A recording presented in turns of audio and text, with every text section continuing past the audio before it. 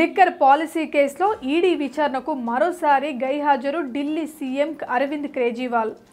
ఇప్పటికే 6 సార్లు జారీ చేసిన నోటీసులను లెక్క చేయని ఆయన 7వసారి కూడా వాటిని బేఖతారు చేశారు. అయితే విచారణ అంశం కోర్టులో పెండింగ్లో ఉండగానే మళ్లీ సమన్లు పంపడం వేధింపులకు పాల్పడటమేనన్నారు కేజ్రీవాల్.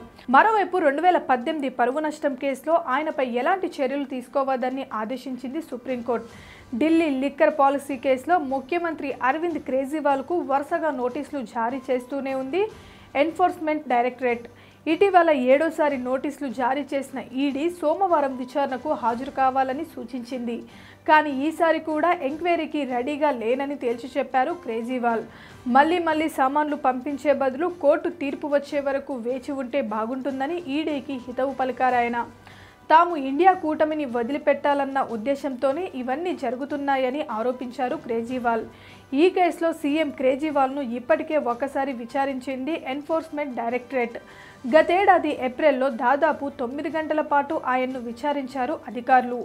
ఆ తర్వాత నవంబర్ నుంచి 4 నెలల్లోనే 7 సార్లు నోటీసులు పంపించింది ఎన్ఫోర్స్మెంట్ డైరెక్టరేట్.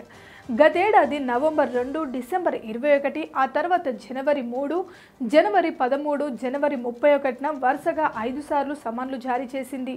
ప్రతిసారి ఈడీ నోటీసులని కేజ్రీవాల్ పట్టించుకోలేదు. Please subscribe Pragna Media. Please like, share, subscribe to Pragna Media. Pragna Media, please do like, share and subscribe. Please subscribe to Pragna Media. Please like, share and comment if you like the video. Pragna Media.